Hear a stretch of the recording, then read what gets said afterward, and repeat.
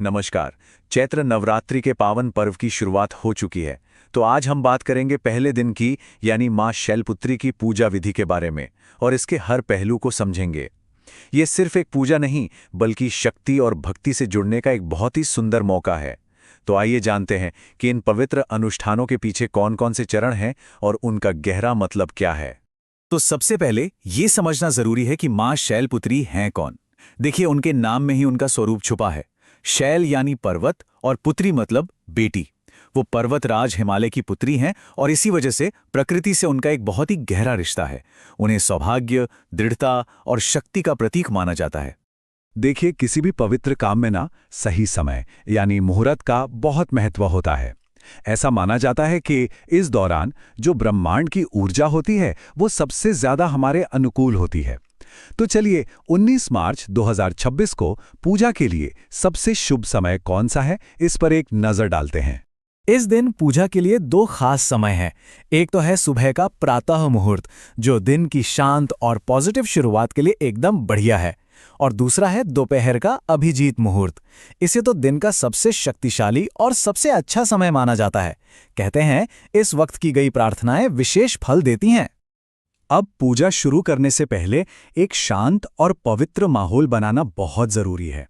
ये तैयारी सिर्फ बाहर की नहीं होती, बल्कि ये देवी के स्वागत के लिए हमारे मन को तैयार करने की भी एक प्रक्रिया है। तो इसकी शुरुआत होती है खुद की शुद्धि से। सुबह जल्दी स्नान करना और साफ सुथरे कपड़े पहनना, ये हमारे मन और शरीर दोनों को पूजा के लिए तैयार करता है। इसके बाद हम देवी के लिए एक पवित्र आसन तैयार करते हैं।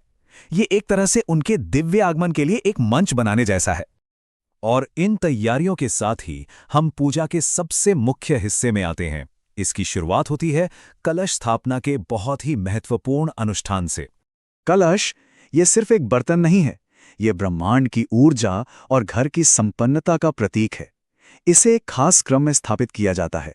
चावल की ढेरी बनाने से लेकर ऊपर नारियल रखने तक हर एक चीज और हर एक कदम का मकसद एक पवित्र नींव तैयार करना होता है। एक बार कलश स्थापित हो जाए तो फिर हम देवी की उपस्थिति का आह्वान करते हैं, उन्हें बुलाते हैं। ये उनके दिव्य स्वरूप पर ध्यान लगाकर किया जाता है। सोचिए, एक हाथ में त्रिशूल है जो उनकी संहारक शक्ति का प्रतीक है, और दूसरे में कमल जो पवित्रता और सृजन का प्रतीक है। पूजा का जो दिल है वो है पंचोपचार पूजन। ये एक 5 गुना पूजन है जिसमें देवी को 5 मुख्य चीजें चढ़ाई जाती हैं। ऐसा माना जाता है कि ये पांचों चीजें उन पंच तत्वों को दर्शाती हैं जिनसे हमारा पूरा ब्रह्मांड बना है। इन चीजों में क्या क्या शामिल है? घी का दीपक जो हमारे अज्ञान के अंधेरे को दूर करता है, माँ के पसंदीदा सफेद फूल जो हमारी शुद्ध भक्ति को दिखाते हैं, और सबसे जरूरी गाय के शुद्ध घी का भोग जो पोषण और समृद्धि का प्रतीक माना जाता है। और हाँ, ये भोग बहुत ही खास है। ऐसी मान्यता है कि मां शैलपुत्री को गाय का घी अर्पित करने से अच्छे स्वास्थ्य और समाज में मान सम्मान का आशीर्वाद मिलता है। भोग लगाने के बाद अब हम पूजा के अगले चरण में बढ़ते हैं। ये चरण पवित्र ध्वनि और मंत्रों के जरिए आध्यात्मिक ऊर्जा को बढ़ाने पर केंद्रित है।